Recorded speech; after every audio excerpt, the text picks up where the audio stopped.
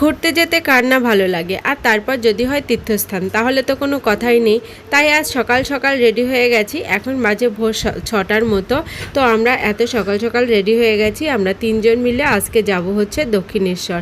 আর দক্ষিণেশ্বর অনেক দিন ধরেই ভাবছিলাম যে মায়ের কাছে একটু যাব, পুজো দেব। মনটা যেন কেমন ব্যাকুল হয়ে উঠেছে মায়ের কাছে যাওয়ার জন্য।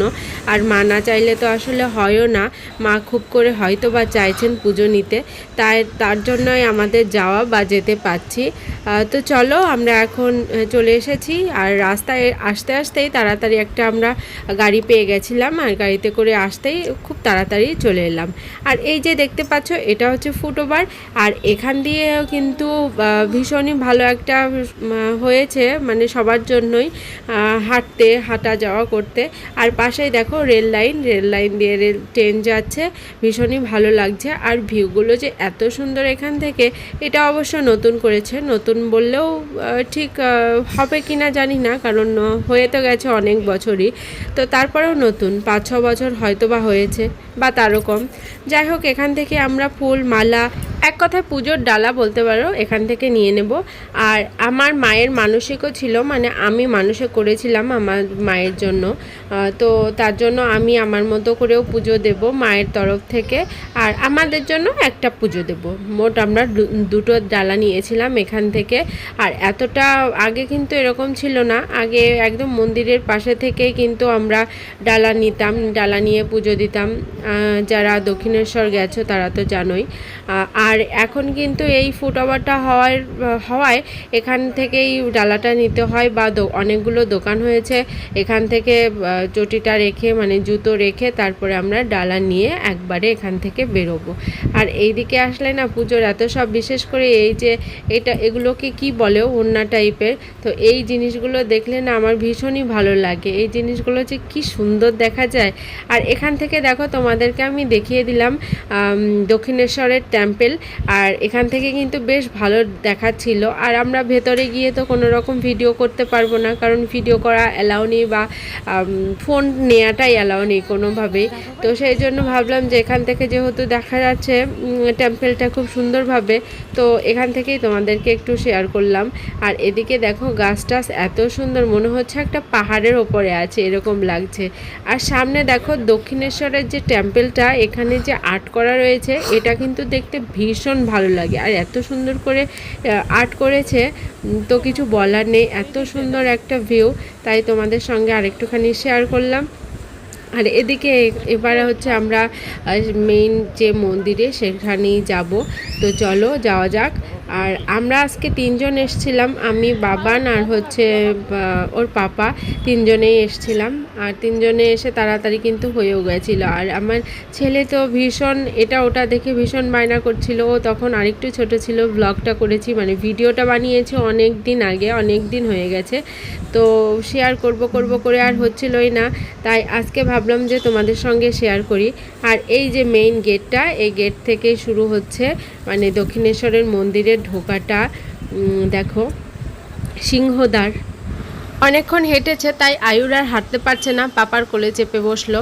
আর আমরা ব্যাগে করে সমস্ত রকম কিছু নিয়ে এসছি, মানে যা যা লাগবে আমাদের পুজো দিতে সেসব কিছু। ফার্স্ট আমার মনে আছে যখন প্রথম বিয়ের পর আমি দক্ষিণেশ্বর আসি, তো তখন আমি এখানে এসে গঙ্গায় স্নান করেছিলাম। ওটার অভিজ্ঞতা ঠিক অন্যরকম ছিল, ভীষণ ভালো ছিল, ভয় ছিল, তারপরে হচ্ছে ভালো লাগা ছিল, সব কিছু মিলিয়ে ভীষণ ভালো ছিল। তো ওখানে আমি ফার্স্ট টাইম এসে প্রথম গঙ্গায় স্নান করে পুজো দিয়েছিলাম। আর এখানে দেখো, এখানে ক্যামেরা, ব্যাগ, জুতো, অন্যান্য সামগ্রী রাখার স্থান। এখান থেকে সব কিছু জমা করে তারপরে ভেতরে ঢুকতে হবে, তাই তোমাদের সঙ্গে আর কিছুই শেয়ার করা যাবে না। এবার হচ্ছে আমরা বেরিয়ে পড়েছি, আমাদের পুজো দেওয়া হয়ে গেছে। মায়ের কাছে সুন্দরভাবে পুজো দেওয়ার পরে মনটা একটু শান্তি লাগছে। অনেকটা মনে হচ্ছিল মনের ভেতর অনেকটা ভার বোঝা হয়ে আছে। তো আজকে পুজোটা দিতে পেরে সত্যিই ভীষণ ভালো লাগছিল। আর এখানকার যে টেম্পলগুলো দেখতে দেখো কি অসাধারণ, মনে হচ্ছে সত্যিকারের মানুষগুলো বসে আছে, এত সুন্দর। এখানে একটা কাকও বসে আছে, এটাকে আবার টেম্পল ভেবো না। তো তারপরে আমরা এবার হচ্ছে পুজো তো দেওয়া হয়ে গেল, এখন খুব খিদে পেয়ে গেছে। আর দক্ষিণেশ্বর এলেই আমরা পুজো দেওয়া শেষে এখানে যে হিঙের কচুরি আছে না, ওগুলো তো ট্রাই করি। তো আজকেও করব, ওখানেই যাব। জানি না তোমাদের সঙ্গে শেয়ার করতে পারবো কি না, তো চলো চেষ্টা করছি। আর এখানে পেছন দিকটা আমরা ঘুরছিলাম একটু।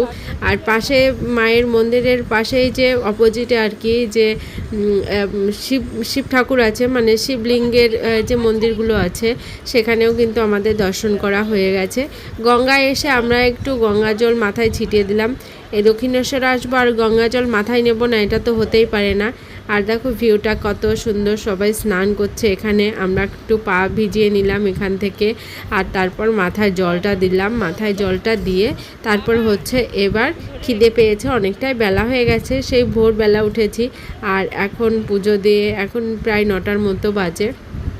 সবাই দেখো স্নান করবে, স্নান করা অনেক দর্শনার্থী এখানে এসে স্নান করে পুজো দেয়, স্নান করে পুজো দেয়। কারোর আবার মানসিকও থাকে, এক একজন এক এক মানসিক নিয়ে আসে এখানে। মা যেন সবার মনোবাসনা পূরণ করেন, সেই প্রার্থনা করি মায়ের চরণে। তারপর আমাদের বাড়ি থেকে কিন্তু এই দক্ষিণেশ্বর মন্দিরটা খুব বেশি দূরে নয়, একদমই কাছে। আর আমাদের আসতেও সেই জন্য কোনো রকম কষ্ট হয় না, একদম 10-15 মিনিটের মধ্যেই আমরা পৌঁছে যেতে পারি, যদি ঠিকঠাক গাড়িগুলো পাই আর কি। তো এখান থেকে আমরা গঙ্গা জল নেব বলে অনেকগুলো বোতল এনেছিলাম।